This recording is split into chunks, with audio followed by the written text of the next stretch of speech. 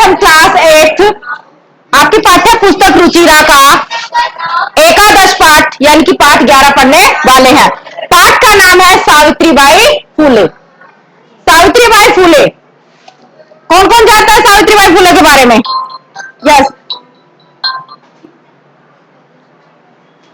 ये हमारे देश की पहली कौन थी? महिला शिक्षिका थी। ठीक है, जिसने पढ़ने के लिए बहुत अधिक मतलब मेहनत भी की और इसने कठिन से कठिन रास्तों को पार करते हुए ये एक शिक्षिका बनी। तो आज इस पाठ में हम उसी का वर्णन पढ़ेंगे कि यह जो सावित्रीबाई फूले है इसका हमारे देश में महिलाओं के लिए, लड़कियों के लिए क्या योगदान था। तो चलिए स्टार्ट करते हैं। सावित्रीबाई फूले,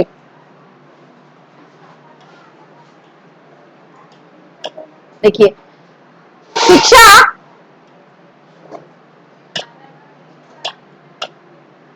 शिक्षा हमारा अधिकार है। हमारे समाज में कई समुदाय इससे पहले लंबे समय तक वंचित रहे हैं। शिक्षा, पहले के समय में क्या होता था कि स्त्रियों को शिक्षा से वंचित रखा जाता था। आपने भी सुना होगा, आपके घर में जो बुजुर्ग हैं, दादा दादी हैं, बताते होंगे कि पहले का समय ऐसा था कि वहां पर शिक्षित कम लोग थे। ठीक है, लेकिन वहां पर लड़कियों को या स्त्रियों को नाम मात्र ही शिक्षा दी जाती थी। कोई एक आध थे, बाकी वहां पर उस समय महिलाओं को शिक्षा नहीं दी जाती थी। ठीक है, तो लड़कियों को शिक्षा से वंचित रखा जाता था।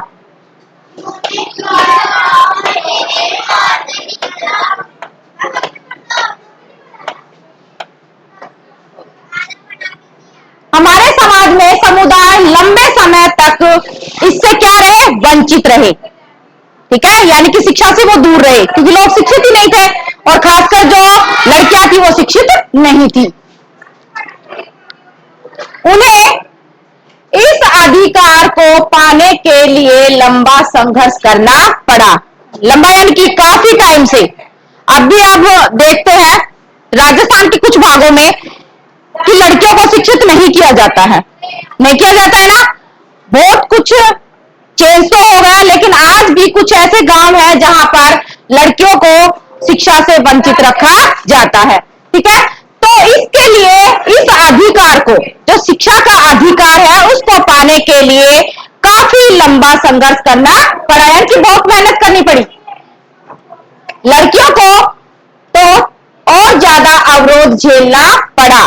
अवरोध यानी कि बहुत ज्यादा कठिनाई झेलनी पड़ी उन्हें। ठीक है, कठिनता की परीक्षा झेलनी पड़ी उन्हें, यानी कि बहुत ज्यादा कठिन परिश्रम किया इसके लिए। प्रस्तुत पाठ इस संघर्ष का नेतृत्व करने वाली प्रातः स्मरणीय, यादगार एवं अनुकरणीय, जिनको हम लंबे समय तक जिनका अनुकरण करते आ रहे हैं। ठीक है, जो हमारे देश की प्रथम शिक्षिका है, महिला शिक्षिका है, शिरोमणि, जिनको हम अपने सिर पर धारण करते हैं, यानी कि उसका सर्वोपरि स्थान है, सबसे पहला स्थान है महिला के रूप में। सावित्रीबाई फूले के योगदान पर केंद्रित है। तो आज का हमारा जो पाठ है वो किसके इर्द गिर्द घुमा हुआ है भाई? सावित्रीबाई फूले के। उन्होंने शिक्षा का अधिकार दिलाने के लिए, ठीक है, उन्होंने क्या क्या मतलब कठिन यातनाएं झेली, क्या क्या प्रयास किए। ठीक है,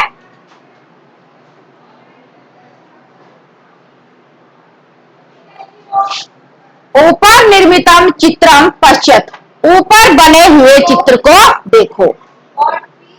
ऊपर बने हुए चित्र को देखो। इदम चित्रम कस्यचित् पाठशालाया वर्तते। इदम, इदम का मतलब यह है, किसी पाठशाला का चित्र है ना। इसमें क्या दिखाई दे रहा है हमें? पाठशाला कि यहाँ पर ब्लैक बोर्ड है, यहाँ पर छात्र बैठे हैं, यहाँ पर शिक्षिका है, यहाँ पर दो बच्चे खड़े हैं। यानी कि इस पिक्चर को, चित्र को देखकर हमें पता लग रहा है कि यह एक चित्र किसका है? पाठशाला का है। इयम सामान्य पाठशाला नास्ति। इयम, यह, इयम का मतलब यह है, कोई सामान्य पाठशाला नहीं है। ठीक है, कोई कॉमन पाठशाला नहीं है ये। आसीत् महाराष्ट्रस्य प्रथमा कन्या पाठशाला। इयमासीत्, यह है महाराष्ट्र की प्रथम पाठशाला, कन्या पाठशाला। ठीक है, यह महाराष्ट्र की प्रथम सबसे पहली कन्याओं के लिए जो स्कूल खोला गया वो कहां था? महाराष्ट्र में। याद रहेगा कि सबसे पहले मैंने पूछा कि सबसे पहले कन्याओं के लिए जो स्कूल खोला गया था वो कौन सी जगह पर था? महाराष्ट्र में। यानी कि महाराष्ट्र में कन्याओं के लिए सबसे पहले प्रथम महिला विद्यालय या कन्या पाठशाला खोला गया। ठीक है, एक शिक्षिका ग्रहात, एक शिक्षिका अध्यापिका, ग्रहात घर से पुस्तकानी पुस्तकें, आदाय लेकर चलती है।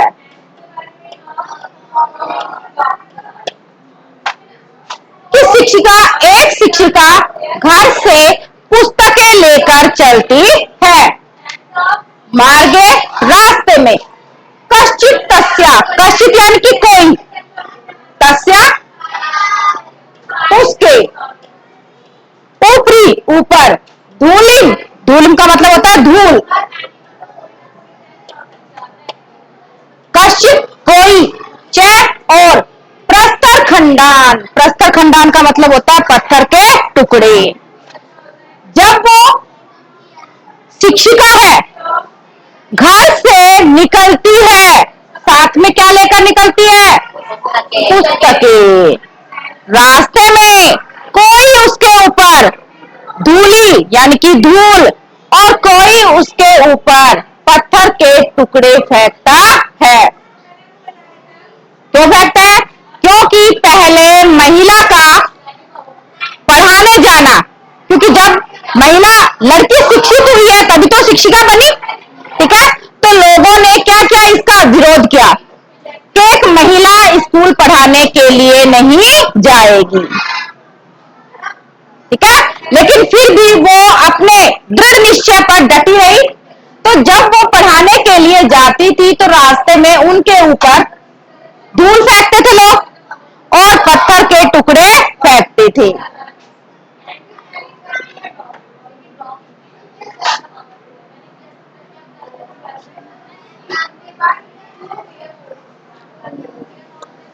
चिपटी, चिपटी का मतलब होता है फेंकते थे, फेंकते थे।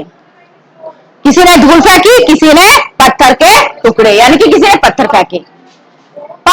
परंतु सा वह स्वदृढ़ निश्चयात न विचलती, परंतु फिर भी वह अपने पक्के इरादे से, मजबूत जो उनका निश्चय था वहां से वो विचलित नहीं हुई। विचलित यानी कि उस जिस रास्ते पर वो चल रही थी वहां पर वो डटी रही, वहां से वो हटी नहीं। स्वयं विद्यालय कन्या भी, स्वयं विद्यालय अपने विद्यालय में, क्योंकि उसका खुद का विद्यालय था। कन्या भी लड़कियों के लिए सह विनोदम, सह विनोदम का मतलब होता है प्रेम से, आलपंती पढ़ाती, सा अध्यापने संलग्ना भवंती ही, वह प्रेम से उन लड़कियों को पढ़ाती थी और अध्यापने, सा अध्यापने अपनी पढ़ाई में विलीन रहती थी। यानी कि वो कन्याओं को भी पढ़ाती थी और वो खुद भी पढ़ती थी।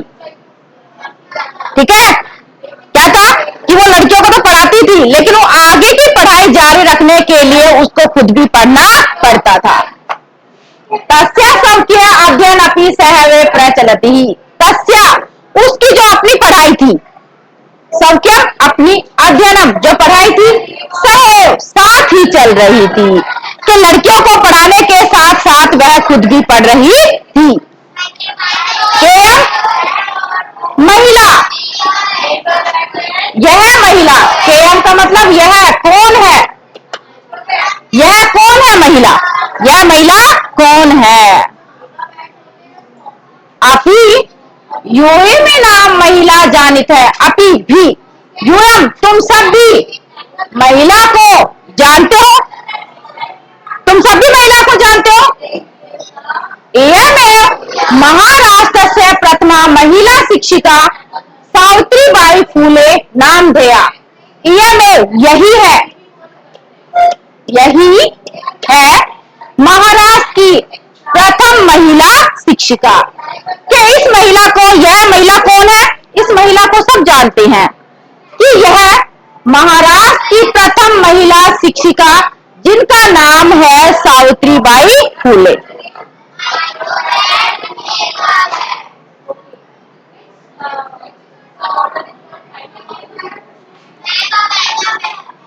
जनवरी मासे तृतीय दिवसे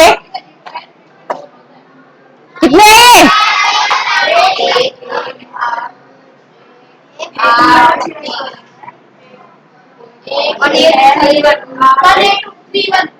वन 831 राइट। तमेशुसराबे महाराष्ट्र से नायगांव, एक गांव का नाम था, क्या था वो?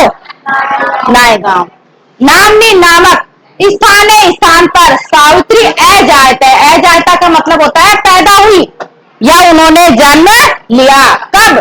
कि जनवरी मास की 3 तारीख को 1831 महाराष्ट्र के नायगांव नामक स्थान पर सावित्रीबाई ने जन्म लिया। तो उनका जन्म कब हुआ? 1831। और कहां पर हुआ? राज्य कौन सा था? महाराष्ट्र। और गांव कौन सा था? ठीक है, यानी कि महाराष्ट्र के नायगांव नामक स्थान पर सावित्रीबाई का जन्म हुआ। तस्या माता लक्ष्मीबाई पिता च खंडोची इति अभिहतौ। अभिहतौ का मतलब होता है दोनों के नाम के लिए ही, ठीक है, दोनों के लिए है। कि उनकी माता का नाम क्या था? लक्ष्मीबाई, और पिता का नाम खंडोजी था। ये उन दोनों के नाम थे। माता का नाम, पिता का नाम। और भारत की प्रथमा महिला शिक्षिका कौन? सावित्रीबाई फूले। सावित्रीबाई फूले।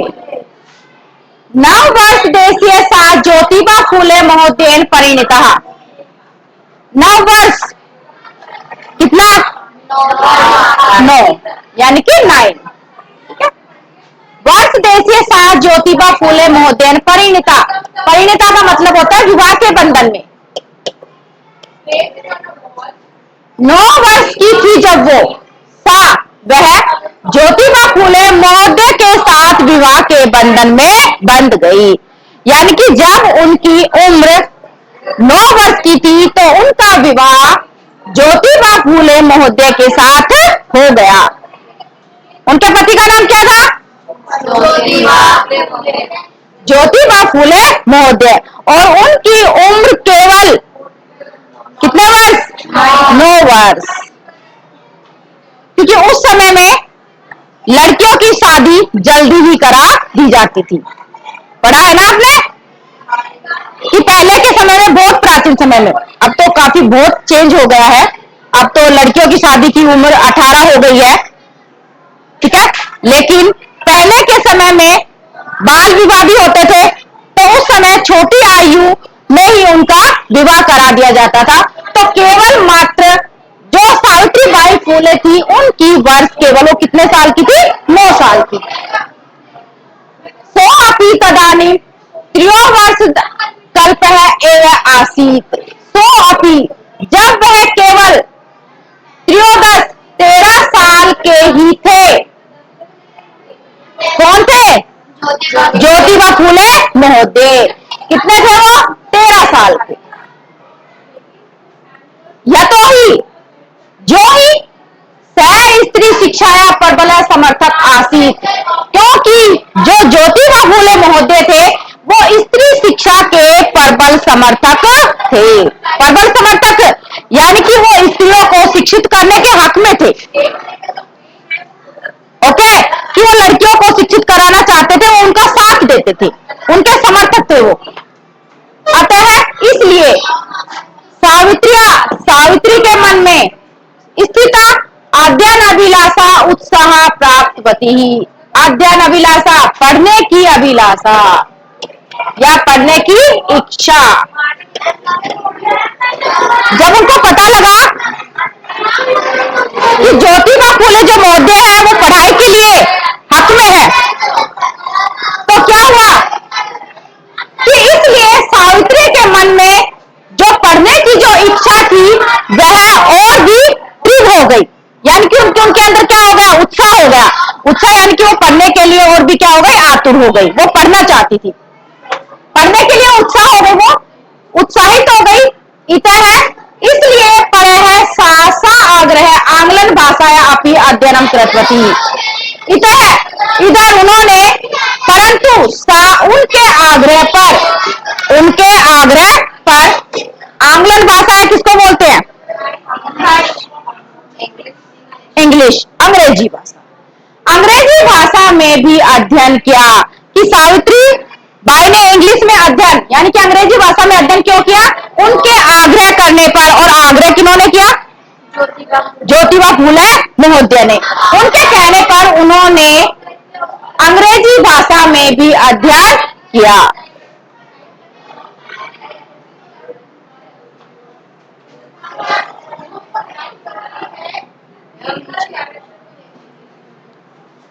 अब ये बताओ, ये जो आपको इमेज दिखाई दे रही है, कौन है ये महिला, सावित्रीबाई फूले। इनका जन्म कहाँ हुआ, सबसे पहली शिक्षिका कौन थी, सावित्रीबाई फूले। और उनका जन्म कब हुआ,